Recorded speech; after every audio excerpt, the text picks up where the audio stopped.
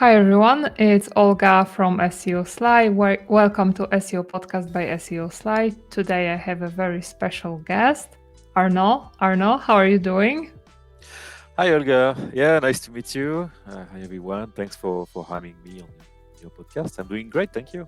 That's great. We had to reschedule this podcast a few times, and I'm so happy that finally we are able to meet. And because I know this is going to be a very interesting interview.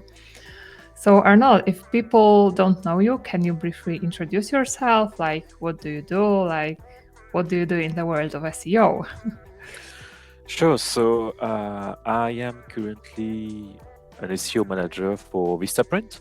I am based in Boston, and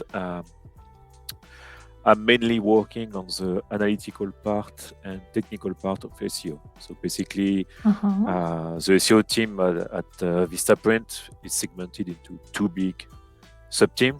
Like one is more like content and connections, with Uh-huh. PR and backlinks, and the other part of the team is more like technical and analytics, like how to measure the performance, define KPIs, etc. And this is more the aspect of the work I am managing Okay. slash leading. Okay. So this is an in-house SEO kind of role. Yes, yeah. Okay. So I will definitely dive deeper into that topic because yeah, this is always so interesting to compare in-house to agency and yeah. Okay, so can you take me like back? Like when did you start? How many years are you in SEO? What was your first like job, first project? How it all started for you? So yeah, it has been a while now. So when I was doing my master degree, so this is back to 2004 to 2006, I was studying my master degree in Paris. I was studying like project management. Uh-huh. So how to create a website from the beginning to the end, how to manage a team, and during my learning, I just noticed like the SEO aspect was something a bit neglecting. And finally, after doing some project, I did realize that, okay, you can have the most beautiful website of the world, but if nobody can find it, it's totally Yeah. useless. And this is where I realized that, being visible, it's important. And early 2000s, it was difficult to find like SEO training or Yeah. even SEO agencies. You had a bit, but it was not super developed. And I decided to follow that path and try to learn more and more because if you have a great website, you really want people to find it. And this is where basically I started to dig into SEO. So during my master degree, I started to do like an internship for a French SEO agency that doesn't exist anymore today. Uh-huh. But and after this, I was working for the Figaro Classified Group. So it's a French newspaper, Uh-huh. and they had like a lot of classified ads websites. So I was SEO in house over there, and I had the chance for these two companies to have great mentors, really great SEO mentors, and I learned a lot. And from there, then I decided to continue. So after this, I decided to move Canada. So I did Uh-huh. kind of a small reset on my life in 2010. I moved to Canada, and in Canada, I continued doing SEO. I also did some paid search a bit for a few years. Then after that, I went back to SEO because I did prefer SEO in general. So I was more like specialized and like progressing SEO basically on the SEO path. Uh-huh. Okay. So you prefer SEO to PPC, so you must be a patient person. You must have a lot of patience and right? Yeah. So I'm patient for some stuff, a bit less for some others. But you're right. I prefer SEO to PPC because I think there's more mystery. It's evolving a lot, and as you mentioned, I also prefer SEO in house than agency because I like to evolve with the products. I like to take Uh-huh. the time to understand how the company is working, what they are trying to achieve, and because SEO takes time. Like sometimes, like of course, there are some stuff that you can do that you will see the results relatively quickly. But SEO is like it's like a marathon basically. So Yeah. you need to be Exactly. patient, take your time. Exactly. So you have, like, if I count correctly, around 20 something years of experience. Yeah, a bit less. I Assuming started how this. we count this, but yeah, around, like, yeah, close I, to st- 20. So I yeah, you started 2005, 2006. Yeah. yeah, so almost twice as long as I have been doing that. So I think I will be learning a lot from you here. Okay. So can you tell me, like, for people who are, for example, just starting out, what's the difference between an in-house SEO and agency SEO, and what are the advantages of this over that? What are your thoughts on that? I've been on both sides as well, so tell So I me think, your. yeah. So my opinion, and of course this is my opinion, and you Yeah, sure, totally sure, have the sure. right, and people who are listening have the right not to agree Of with it. course. But so we can start with agency. Agency, I think it's a great place to learn because you are going to meet a lot of different kind of people. You are going to work for different kind of websites, and this is where you can learn, and really you are going to train yourself and quickly like enter Yeah.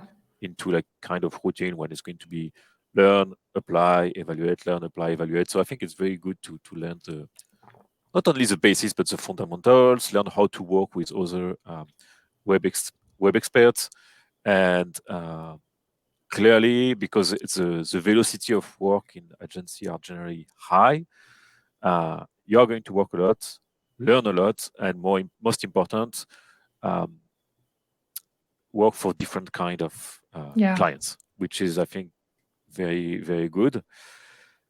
What I dislike when I work in agency is that um, generally you jump from a project to another one, and sometimes, I mean, not sometimes actually, all the times you are limited by the budget, by the time, and maybe you are going to work for a client and you may have some great ideas about, okay, we did that, but now we should do this to see like if we are going to have really a big impact of what we are doing.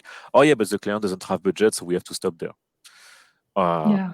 and sometimes, and I'm not saying it's always the case, but SEO is not super well perceived in some companies. So sometimes it's like they are selling the whole package and they are adding SEO at the top, like a few Yeah. hours, of SEO, and it's like, no, it's not a few hours. SEO is like should define how you are going to build your website, how you're going to show your Yeah. content, to be sure you want to be found. So it's I dislike the fact that you are limited by a budget, limited by time, and sometimes you would like to do more, but you can't. And also by jumping from a project to another one, you are really working fast, and it's generally a lot of pressure. Um, and that might be frustrating. But again, Yeah. that's my Yeah, perspective. of course. But I have a, like, similar experience. I have been on the agency side for many years, and this was usually the problem, that at some point I had, like, I don't remember, 50, 60 clients to take care of, and it was like, even though I wanted, I had ideas, it was impossible for me to take good care of all of them. Now that I am a freelancer, I have way less clients, and this is, like, now possible for me to really spend a good amount of time on each. So that's for sure. But as you say, when it comes to, like the variety, the number of different projects, problems you are going to see, this is definitely a great experience in your SEO career path. And tell me now about in-house. Like, what exactly is it that you do? You do an in-house SEO, but if you can walk me through, like, in more detail, like what tasks you do, like what are your responsibilities? I'm super curious. So basically, in house, you are you are already part of the company. That's another benefit Uh-huh. versus like agency when a client is going to see you more as an expense from the start. Yeah, yeah, In house, of course, you have your salary, so you are still an expense, but you are part of the company. You are really dedicated 100% to this company, which means somehow you want to really understand how this is working. Generally, you may be interested into what they are selling. I think it's important to respect a bit like the purpose of the company itself. Uh-huh. and you may be surrounded by a lot of people where you will have more chance to develop great relationship, and you are the expert. So basically, you will be able to take the time to analyze how you are going to help everyone, why, where you should start, and take the time that it, it takes, that it needs to do that. And you are going to evolve with the product, to evolve with the company itself, and hopefully you will be able to measure the impact of the work you are doing Uh-huh. on the long term. And I think that's a great reward when you have been working so long, and you are really dedicated, and you see that, okay, well, we were able to accomplish this and that, and I can see now from an SEO perspective, this was the impact, we were able to achieve this, and this has an impact on the traffic, etc., etc. And it's cool. And what I like in the top of this is that because you are in-house, you will have to constantly renew your inspiration, find new ideas. Yeah. You cannot just limit like, okay, I will do a technical audit, Yeah. release the update, do some content research, and that's it. No, no, it's like you will start with the most obvious, and Yeah. after you need to find ideas, you need to find new ideas, you need to find how can I make my website different and better than the competitors from an organic search perspective, and that's what you Yeah. constantly try to do. Yeah, yeah. I had like some experience also like working in house, and my kind of something that I didn't expect was that my relationship with developers and how they like how quickly they implement the changes I want them to implement. And this at some point, because I was very inexperienced back then, this was like the biggest obstacle in my work. How do I communicate with them? How do I understand them? So this wasn't like, I would say, the easiest experience in my life. So how do you like stand here? Like, what are your do you have a team of developers? Who you probably do, and how does this look like for you? So I think that's great you are saying this, because I was going to say something else that's connected to this. Just to Uh-huh. answer quickly to this question, right now at this point we don't have a dedicated team of developers. It's Mm-hmm. like really the SEO team, and we are working with developers who are the developers of the company. But yeah, the fact that you say, yeah, I was working with developer, it was hard to you know to transfer the message or the requirement. I think it's a good link with what I wanted to say about being in house, because of Uh-huh. course it's not only positive. It's like there is one drawback that you may encounter, and that I saw a lot on the past, is that sometimes you may feel alone, Yeah.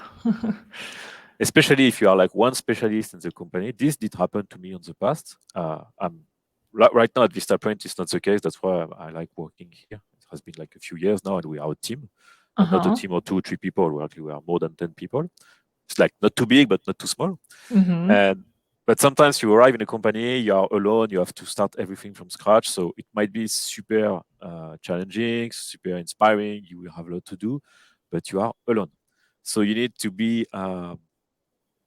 to find the will to say, okay, I'm going to to move all of this. I'm going to start knowing everybody, understand their needs, understand how they perceive SEO. Because sometimes you arrive in a place when, like, I don't know, previous SEO person did a disaster, or SEO was not very well perceived because Uh-huh. they were like pushing for requirements without showing any impact. And when you were mentioning developers, I think the developers clearly they are one of our best friends, and it's important to understand them. Yeah. And Yeah. I have some Definitely. friends of mine that are who are developers, who are programmers, and it's not the same way of working. And on my previous company, I had the chance to be product owner for like 6-7 months at some point, because Uh-huh. they needed someone actually immediately.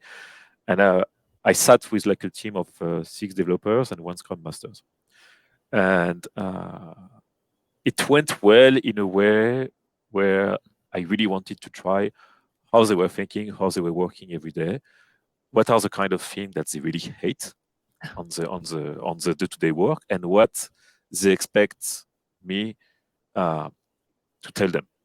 And developers, what they want to do is to basically achieve the goals they are going to achieve. So build an application, build a website, build a service. They want to build that, release it, make sure it works, and go to the next one.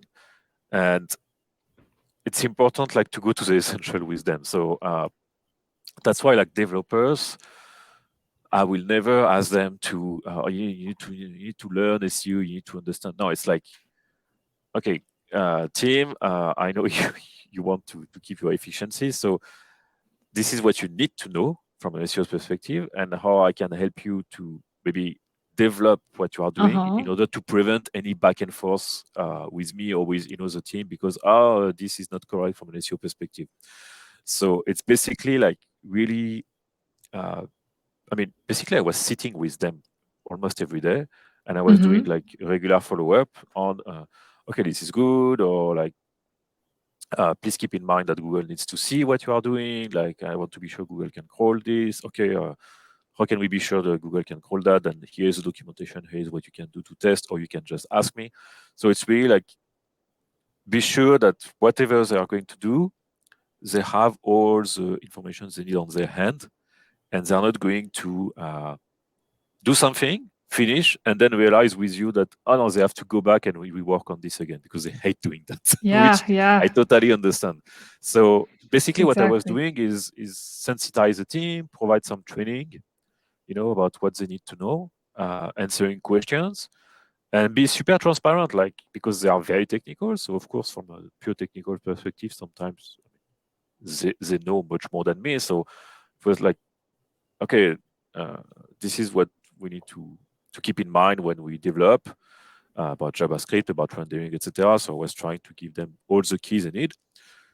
And sometimes, of course, someone will have, but about this specific case, what should I do? And sometimes you're like, you know what, that's a good question. Let me check, and I will come back to you like later today or tomorrow. So it's just that, basically it's just being with them and be sure that they have all they need to develop whatever they are developing correctly. So sure. And because a technical team that's not well informed, about SEO, it's not good, because then, like I said, they are going to do something, then after there will be a lot of back and forth. It's a waste of energy, it's a waste of money, it's a waste of their time, and that's it. So as long as you do a good internal training with them, you take the time to do that before everything starts, it's great. It's great, and generally it leads to success. That's why I like to do some lunch and learn. Now most of people are working remotely, but that's what I was doing before, and do you work remotely? I do a mix. Okay. Vistaprint still has an office, 2 offices actually in Boston. You can work 100% remote, but I like to go the office like twice a week, just to for a change of landscape, and I have a child at home, so obviously when I can escape a bit the house to focus, I'm happy to do that too. Working from home is okay for people who don't have children, I think. Yeah, when you have children, it changes a lot. I think it's still a luxury to work from home, but I like to come. I like to come to the office like once or twice a week, just to be able to focus more and for a change of scenery. Yeah, sure. And I can totally relate to this being alone, because in my experience, I also was the only SEO, basically the only marketing person when I was an in-house SEO. And then I wasn't very experienced, and I really didn't have anyone to ask. You can do it at the agency, you can always ask a senior SEO about things. And all I had was Google forums to help me with questions. So I can definitely relate to that. And what I also can share from my experience is that in my case, I needed 6 or even more months to even get to know the product, the company really well. Something which I think I should have a month only doing that, nothing else, no strategy, because this was so only after a few months I started to understand some things, which maybe even I started creating the strategy even like because it was expected of me, like almost at the start. But only after some time I think I was like capable of doing it the correct way. Do you also have like the similar experience? Um, yeah, at my current Yeah. position, because Vistaprint is quite a big company, Uh-huh. it took me some time to understand how it's working. I remember Mm-hmm. sometimes, like when we were still working, all of us in the office, I was like uh, working, and sometimes like I bumped into one of the VP, and I remember she told me, "Don't worry, Arno, it's going to take you 8 months to understand how it's working here." I say, Oh, "Okay," okay. So, and it took me between 6 and 8 months. So of course, within these 6 months, I was still doing SEO, but because it's like so many different teams with so many different goals, you need to Yeah. learn what they are doing, you need to understand how you can help them, why you are here for, and Yeah. then after you can start assembling like the different pieces of the puzzle, and then you can say, okay, so I would like to build this, so I will have to work with these people in order to try to achieve this. And the good news is we have a common goal, so I need to work with them on this. So Uh-huh. you try to do that, and of course, after you validate with your team, your boss, okay, what's the priority? Then we brainstorm and okay, let's start with this. Mm-hmm. Okay. Okay, But so yeah, it takes time. can you walk me like through some of the tasks you do on a daily basis? Like, is it like, I don't know, keyword research, you start with Google Analytics, whatever. Like, can you share some insights? Sure. So basically, what so the way we are working here, it's like we are more a central team. So Mm-hmm. SEO team is central, so we work with a different kind of Mm-hmm. country teams because Vistaprint does exist on different countries. Okay. So we work with country teams, we work with product teams, and each of us is like more or less a point of contact with these different teams. So the way we are working, we are obviously like me. Uh, every day, what I do is like I did review if I receive some requests from other teams. Sometimes people have questions. Hey, I'm Uh-huh. looking for this, or could you help me for that? I'm also like monitoring a bit like how the work is doing with my team. Do they did they meet any blocker? So I have someone on my team who is more like focused on the analytical part, so building data products. Uh-huh. Uh, did she meet any rock or blocker on the way she's working? Then I have somebody else who is more like focused on the technical aspects. So we are doing some technical improvement, or we are testing stuff because of course testing for me is the Uh-huh. the gold keyword here. I mean, here or anywhere else. It's like whatever you want to do, you consider this as a test. Oh, I Uh-huh. found a new kind of structured data that I want to apply to this product page.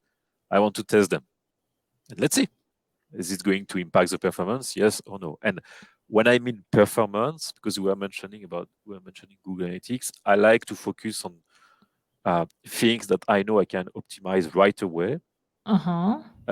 and that's why like I spend a lot of time with Google Search Console data, Oh, yeah. I which also are like GSC very much. So yeah, it's despite like some sampling stuff like this, I think it's a beautiful source of data, which is neglecting a lot, neglected a lot when I talk with different kind of SEOs. Are more focusing on Google Analytics or SEO Merge or stuff like this, but this is your data basically. This is the yeah. best data you can have from Google. So you have clicks, impressions, CTR, average position, uh, and you can build a lot of data products with this, and you can measure your performance. So this is the kind of stuff I'm doing every day, reviewing our performance. So I focus, for example, on the top 3, top 5 countries. Okay, how are we doing from a non-brand perspective? Because of course you analyze like brand search versus non-brand search versus Mm-hmm. product brand search.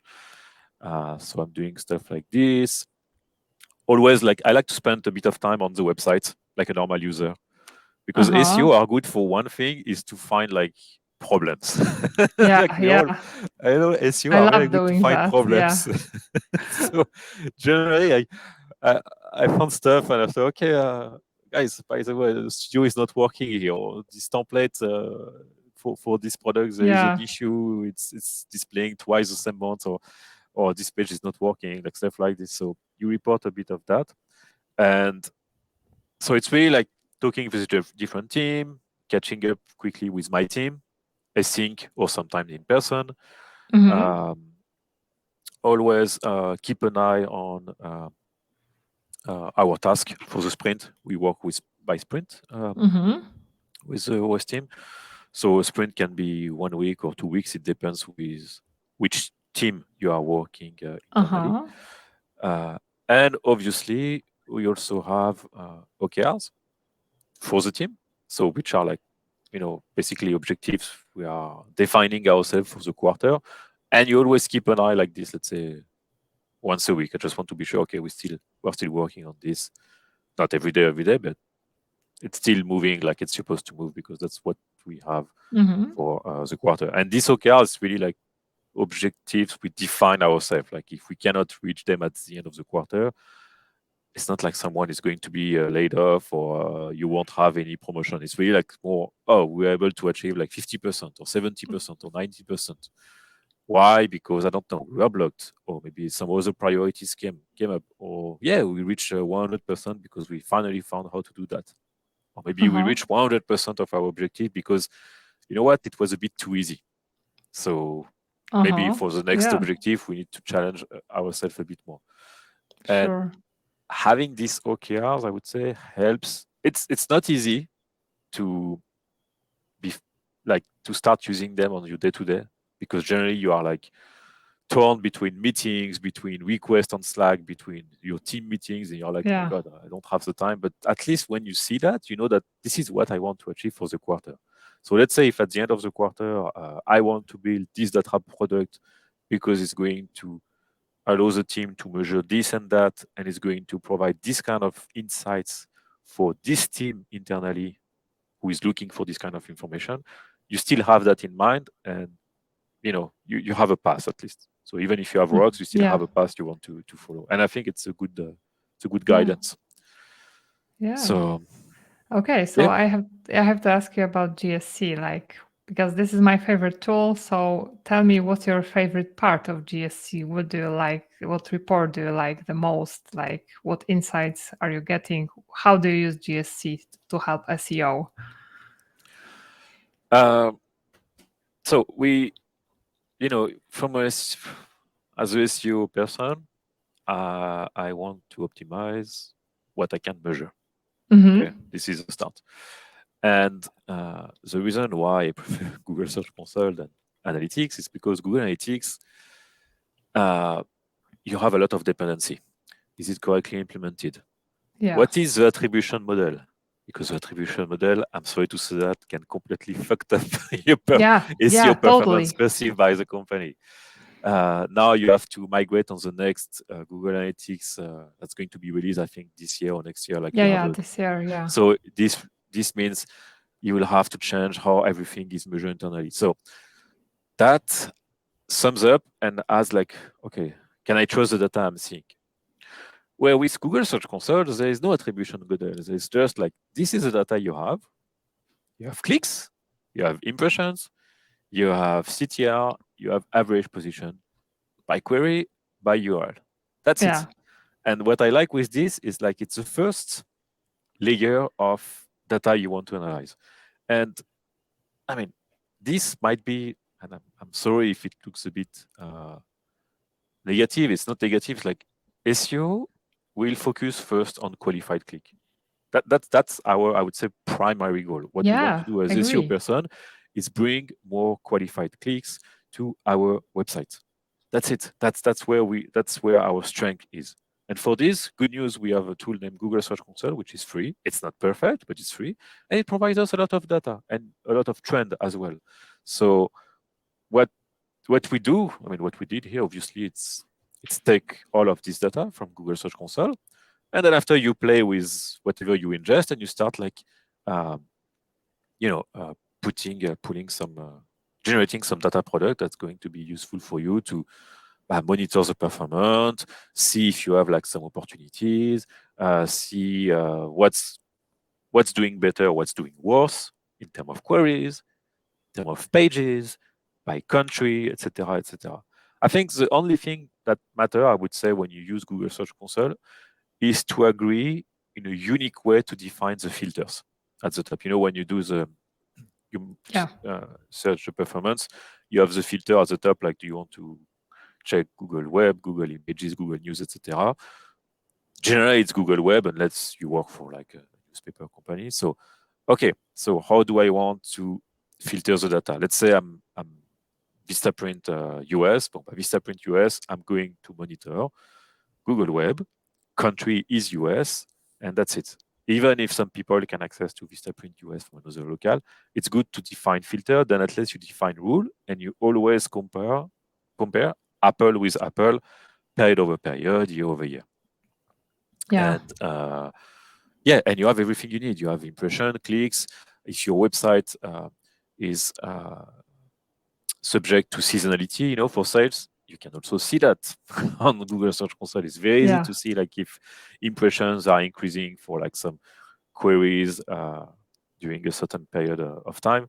So yeah, I would say Search Console is really providing you everything you need to know to measure performance at the search engine results level. And in top of that, what you can do is use this data to work a bit more with paid search, because obviously you are going to have the CTR by query. By the way, when we talk about CTR, I like to keep it by query, because CTR by URL for me doesn't mean anything, because CTR by URL, it means you have so many queries that even if CTR is high, you don't know. But when you do that by query, you can say, oh my God, we did increase a lot, or we did decrease a lot. And sometimes the average position is the same. So what happened? Is it because Google changed its layout? Or is it because maybe paid search did some changes on their campaign? So it's also a good way to work with paid search, because sometimes, even if it's the same search engine, sometimes like these two teams can work a bit too much separately, I would say. Yeah, I totally agree. And I had like a similar, I would say, case with GA. So I was like doing an audit for a client, like a local business in the US. And there were like from the previous agency, there were like tons of goals defined in GA. And when I looked at the goal report, it was like, I don't know, 100 something goals completed every day. It looked like awesome. But when I kind of dived deeper into that, it turned out that like almost everything was a goal. Like, I don't know, scrolling, clicking to view the number, not actually calling. Like everything actually was a conversion. And when I asked them to give me access to GSC, in GSC it turned out that there are like a few clicks from organic search every day, and most of them are not even from the US. So it was like a total failure. But in GA it looked like everything is going great, goals are completed every day. So definitely this is like a huge advantage of GSC over GA, at least from my own experience. Like I wouldn't start an SEO audit without having access to GSC. And have you started migration to, or is it you going to do this like migration to GA4? The analytics team started. It's not my team. Again, we are focused on SEO. I have someone analytics in my team, but it's more like for building data products for SEO. Yeah. But Vistaprint has a whole analytics team. Yeah. Okay. Which is working on this. Yeah, sure. So tell me, like, what's your favorite part of SEO? Like your specialty, like the best skills in SEO are about what in your case? It's a good question. What do I like the most? I like, it's something I don't do as much as I would like to, but I like doing trainings. I like teaching people how to do SEO, or sensitize people within the company what to understand from SEO in a way that's going to help them doing their job with, let's say, more efficiency. Like for example, we have a content team. They are writing content, editorial team. Of course, you want to tell them this is what matters for SEO. Or we have the merchandising team. They are creating like the product pages, on the website. So obviously, you really want to share with them everything they need to know. And the goal of this is one, having SEO not being perceived anymore as a painful internal customer, you know. Yeah. And two is just like to, yeah, help them doing a better job. Then nobody is wasting time with a lot of back and forth, because back and forth, it's a nightmare. And Yeah. generally, when you have a lot of back and forth between the team, it's not because one team is bad and the other is good. It's because there is misunderstanding, miscommunication. So um, now, for example, I know merchandising know that URLs are critical. They cannot change any URL without asking us. They know that the title is very important. They know that H1 is important. They know that if they want to update the product, they are going to ask us first, like, hey, now for this product, we are going to offer this feature and this feature. According to you guys, means SEO team, do you think we should create a new product page, or we should add this Oh, as an option on the product page?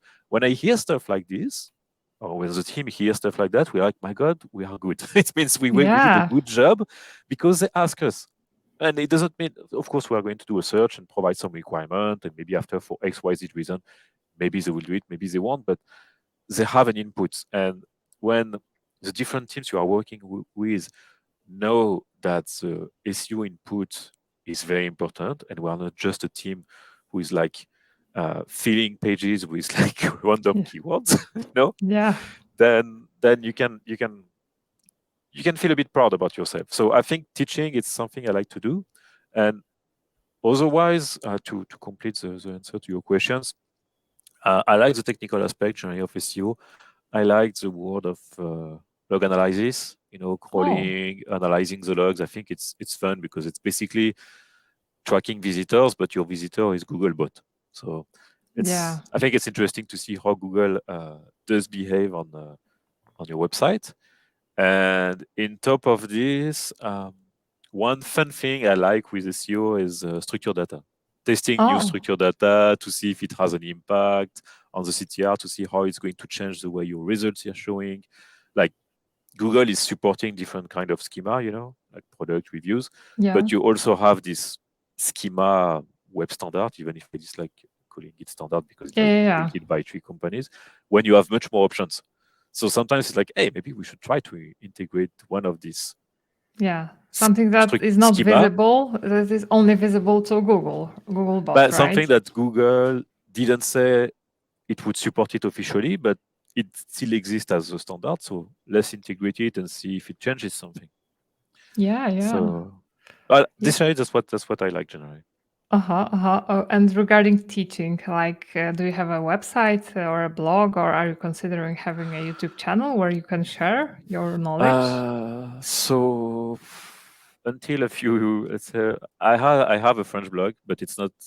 I'm not Uh-huh. maintaining it anymore, and I like to talk about different stuff than SEO, to be honest. Uh-huh. But everything is still there, so I have still a lot of articles on the blog.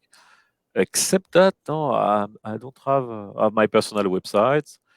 Um, but you're right, I don't have anything regarding this. So it's really I wrote a lot of blog posts on the past on this Uh-huh. blog, and a few years ago I started a new blog about data visualization and Oh. storytelling because this is something I like. It's kind of a side Uh-huh. skill I try to develop myself because I think it's very useful no matter what, you Sure. know, like you can do the best job you want, but if you don't know how to communicate to your boss or to a VP team or to any Yeah. kind of team in the way that they are going to understand what the message you are trying to share, then basically it's Useless. uh, it's a loss. Yeah.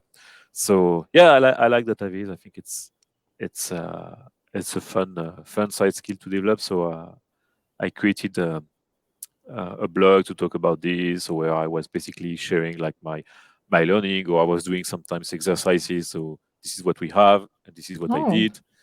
Um, and because I like that so much, actually, I did create. I mean, we did create at Vistaprint. So at Vistaprint, we have some Oh. guilds.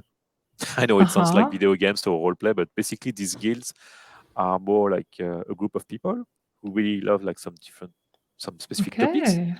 and they want to talk about this and try to develop internal project that's going to serve the company. But it's really like a side, you know, a side project.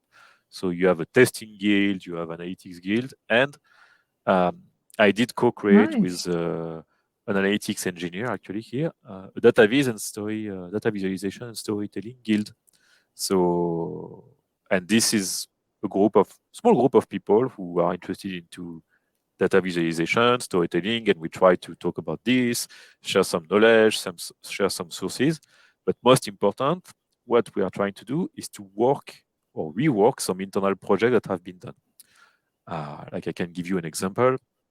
We do receive every week an email with Uh-huh. like a screenshot of a dashboard that communicates about financial performance of the company. Okay. Mm. And this in a few years ago, it was like an Excel with a lot of green and red and a lot of bold stuff. I mean, it was heavy, noisy, Yeah, and and it's like, now oh my god, why all of this? So we decided to rework this completely. So we had an idea about what we wanted to do, but what we did is each of us we started to talk with different key person in the company. I had the chance to talk. I was able, I remember, to book like 30 minutes with one of the VP uh-huh. analytics, and I said, "We are trying to do that. What kind of information are you trying to see on this dashboard? On what's the most important for you, and what kind of decision are you going to make? Like if you Yeah. have this view, this email like in front of you for 10 seconds, what's the most important?" And based on this, we were able to recreate something less Oh, noisy, more nice. focused on the data people wanted to see. It was Okay. yeah, it was very fun project, and we try to keep Nice. doing this for other side project, I would Very say. nice. And regarding Excel and log file analysis, how do you do that? Like, do you use what tools do you use, or do you use Excel to do it? No, we so there is like the technical team who is managing this infrastructure. They help us to set up to export basically web access log.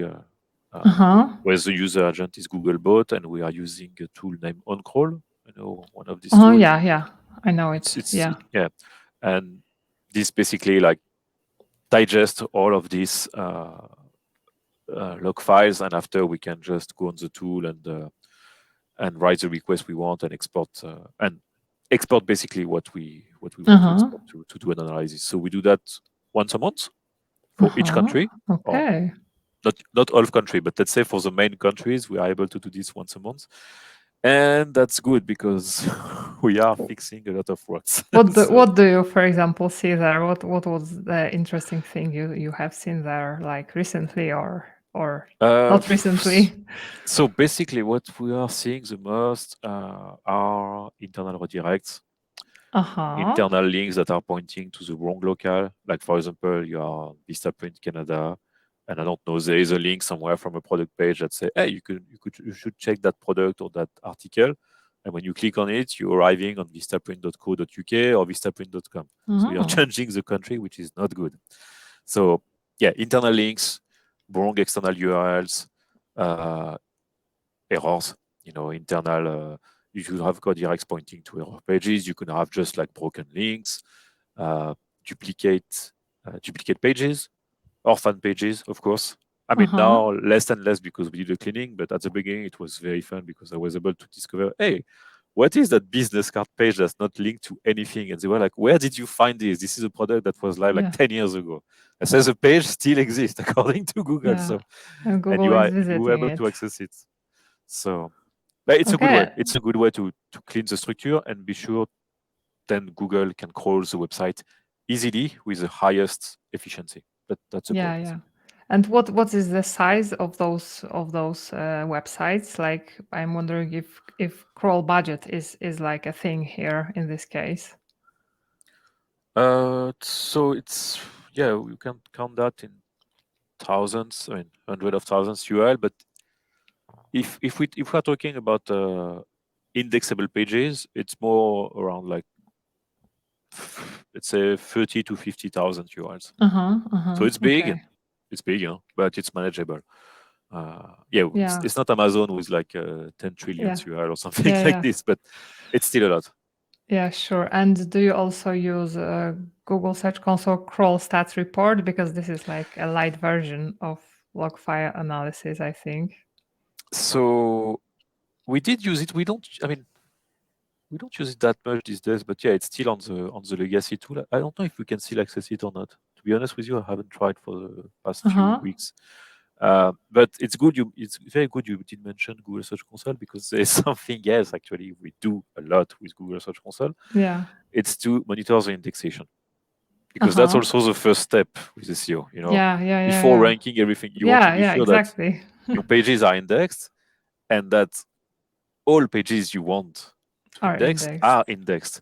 And it sounds silly, it sounds obvious, but Google gives you all information you need about this on Search Console. And Yeah, with the exactly. URL inspection API, it's easy to extract this.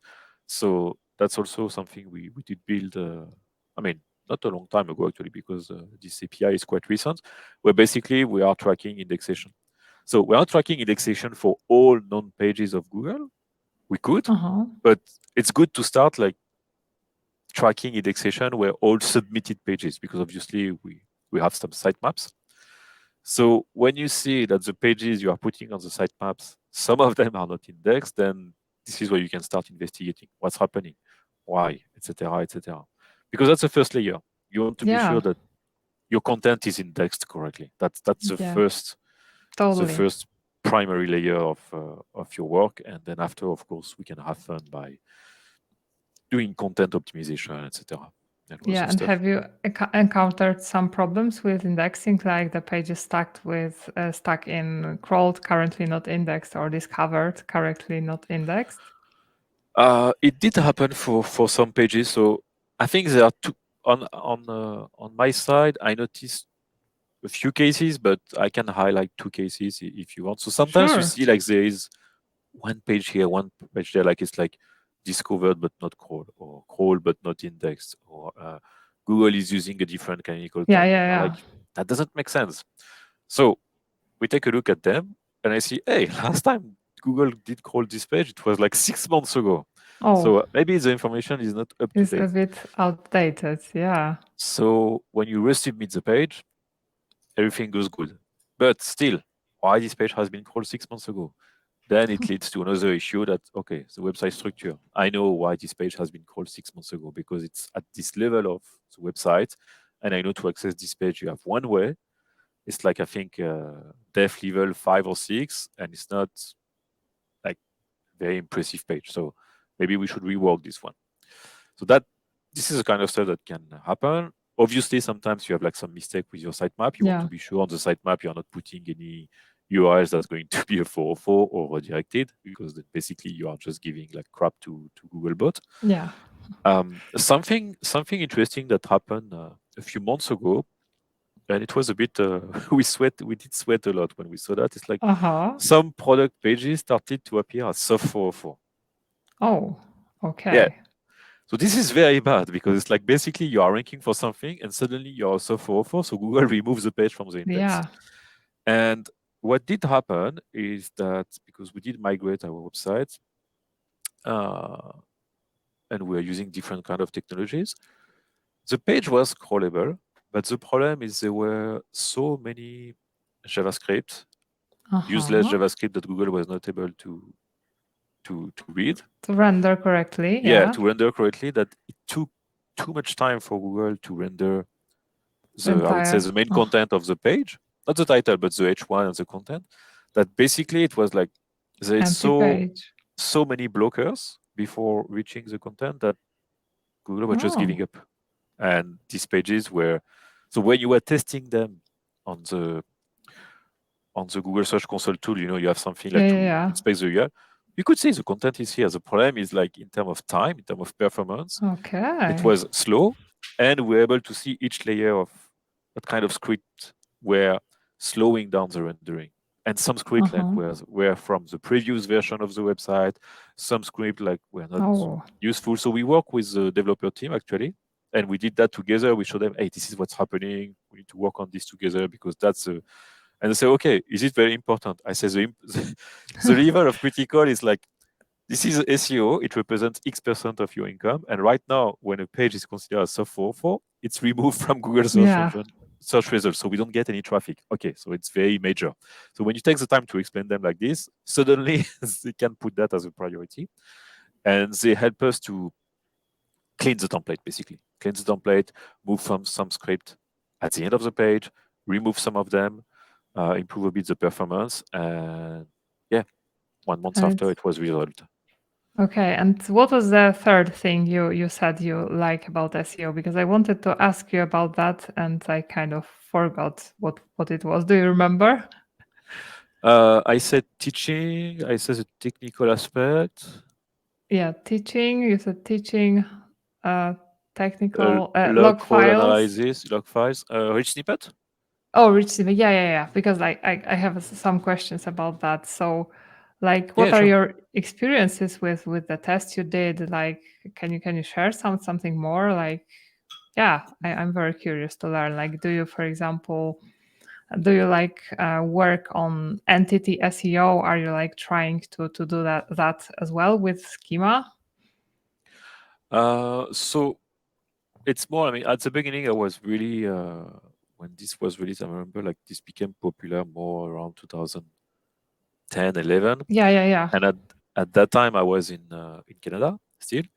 And the first company I've been working for in Canada was a company named TC Media, and they were publisher. So they were publishing a lot of magazines online Uh huh. about food and fashion. So El Quebec, El Canada, and a lot of cooking magazines. So it was fun because half of my time I had to try to think as a girl, as a woman, to see what kind of content they would like to see on magazines like El Okay. Canada, Yeah. El Quebec, stuff like this. And the other side, it was like it was about food, cooking, etc. And we did had a lot of recipes, but and we were ranking not that bad for some of these, but I was like, okay, I'm sure we can help Google to understand this is a recipe, etc. Because at that time, I remember Google was testing a lot of filters on the left on Google search. Sometimes you were able to see, oh, I want cooking that's 20 minutes or less, or Yeah. that's veggies. It happened, I think, only in North America. I don't know if this happened in Europe, and they did that for a few months. And I was like, I want my results to be bigger, to be more prominent on search. And this is where I started to dig into this rich snippet stuff. So at that time, it was microformat, I think. So it was directly tags I was putting on the HTML. And basically, I really like the idea to help Google to understand the meaning of the content I have on my page. Instead of having a great page or Yeah. this is everything, I was able to tell Google, hey, this is a recipe. This is the main image of my recipe. This is a cooking time. This is a preparation time. This is a list of ingredients, and this is a step by step. And this is the reviews. This is a number of reviews. And it was very interesting to see that how things have changed after that, because obviously when it works, then suddenly your result, your page on Google appears with much more information, and this impacts the CTR, obviously. Uh huh. And even if you have bad reviews, stuff like that, the fact that you can see all of this information, you're like, my God, Google really did understand what I have on my website, which is great. And yeah, it was fun. It was fun to test stuff like Mm. this, to say, okay, how can I make it better? I did it for uh, uh, cooking recipes. What can I do for categories? What can I do for home pages? What can I do for the blog? What could I do for videos? And we still did that, obviously, at this point here because we are selling products. Mm-hmm. But whenever there is an opportunity to test something, like for example, a few months ago, they wanted to put a video on a product page. Say, okay, let's see if we can do something about that, about structured data. And then you can just add like, oh, I have a video object on my page, and this is the goal of this object. You just define all the properties on the JSON, and then you see what's happening. Okay, it got accepted. Cool. Does it have an impact on traffic on CTR? Yes, no, etc. Then you test and you learn.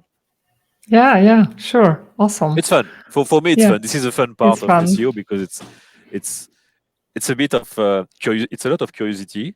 Yeah, It's a lot of testing, and after the reward, I think it's at least visually massive yeah, yeah, when you are starting from scratch, because wow, you can see my results are appearing now with an image, with a number of reviews. I can see small stars, I can see some details. And this has an impact on CTR. yeah, yeah. So We did like, measure it. So this is at least an indirect, I would say, ranking factor, because like officially I think it is not a ranking factor, but like most of the people who implement schema, they see, from what I hear, positive results.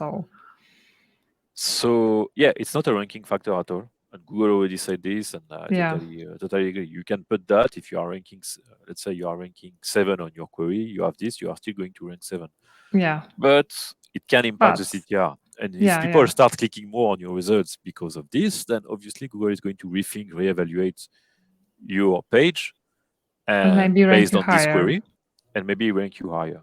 Yeah, yeah. And I saw like between my current company and the previous company, having like product page or recipes with and without correctly implemented structured data impacts the CTR by, I would say, a range between 5 to 25% Oh, improvement. Yeah, so wow. it's huge. Very huge. Yeah. So for the same query, obviously, when I'm talking about CTR, it's by query. Mm-hmm. But it was great to see, like for these, core queries, non-brand queries, then seeing the CTR suddenly exploding. Not Mm-hmm. Yeah. not because of seasonality, not because we're ranking better, just because like Because the look and feel of the result has changed, and yeah. people can see that and they are interacting with this. Yeah, yeah. Very cool. Yeah. Okay, so tell me now, how do you like stay up to date with SEO? How do you learn stuff, new stuff? What are your sources? Your blogs, YouTube channels, My anything? blogs, forget my blogs. I'm a bit ashamed of my blog because it's not Yeah. up to date But anymore. like Uh, what do you read? If what you do I read. read? Yeah, of course. So I have like a list of website I'm Uh-huh. following. So I have this RSS feed manager service that I'm using when basically I'm following different kind of websites. I like to go ideally once a year to an SEO event. Mm-hmm. Like I don't remember this name, but they have like some SEO event. Like I'm not going to Moscon, this is yeah Moscone or uh, I don't remember the name. Brighton. Yeah, Brighton, Moscone, this kind of stuff. There is one on the east coast of US that's not bad. Um, and what I like of this event, I'm not going to learn something necessarily new, but I might be inspired by Yeah. the approach like one of the person will have when he or she's going to talk about the case. So sometimes it's inspiring.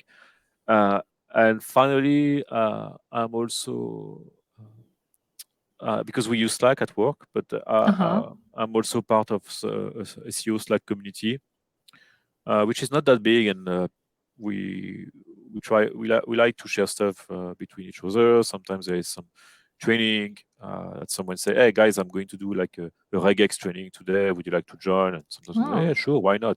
I've been practicing that for some times. Um, People ask advice. I'm going to do training, or sometimes like I did a training. I'm sharing with you the presentation if you want to see. So it's a win-win situation because we help each other. So yeah, that's basically what I'm doing. And I would say the last thing to learn is to test. You know, Yeah. always testing, testing, testing. Okay. And what do you think is the area of SEO that we should be focusing on more and we aren't focusing on enough, in your opinion? Um, Structured data, I guess. but I would say it's great to have the foundations of SEO well covered. I still think Google Search Console is a wonderful tool to play with that can provide you a lot of insights to prioritize your SEO work. And I would say we need to keep focusing on this. Uh-huh. Um, I like, yeah, I like the log analysis because I think sometimes like Yeah. understand how Google is behaving with your website can be a great help. But otherwise, I think uh, what's still a global issue is how company does understand SEO, where Yeah. SEO should be in the company, and where and when SEO should start being implicated or being like integrated into a project.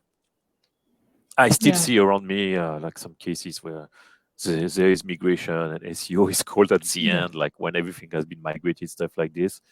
And yeah, I think it's there is still some work to do globally. I think to understand really the purpose of the SEO channel, because counting only on SEO, I think it's suicide because it's just one channel. But at the opposite, ignoring SEO and Is having also SEO like, integrated at the end, it's not good either. I think SEO yeah. is like one channel among many other channels, and there is a gymnastic to do. I think for still for many companies to really well understand why they should use SEO, when they should start using SEO expert, and how. Yeah. Yeah. Totally. Totally agree. Okay. So where can people find you? Are you like on Twitter, Mastodon, LinkedIn? Yes, so I'm on LinkedIn, Uh Arnaud huh. Mangasaryan on LinkedIn. You can find me. I am on Mastodon as well. Arnaud Mangasaryan, Ramenos is my pseudo. And Yeah. if I you will want put to, it in the notes. yeah, Okay. it's RAME And if you want to completely disconnect from SEO, I'm also sometimes streaming on Twitch during the weekend some Oh, tactical video nice. games because I love role play video game and tactical video Oh, games. So I love playing like very difficult strategic video games. For me, it's a good way to disconnect from my work. And awesome. I stream every Sunday with under the pseudo Ramenos. But Uh-huh. yeah, you can otherwise you can find me on LinkedIn for anything. It's Okay. not a problem. Okay. Okay. So thank you very much for sharing your knowledge. I'm pretty sure everyone has learned a lot. And yeah, thanks so much. Thank you, Olga, for having me. And yeah, everyone, if you have any question, don't hesitate to ping me. Thank Yeah. you so much for the opportunity. Okay. Thanks everyone, and see you in the next episode. Bye. Bye.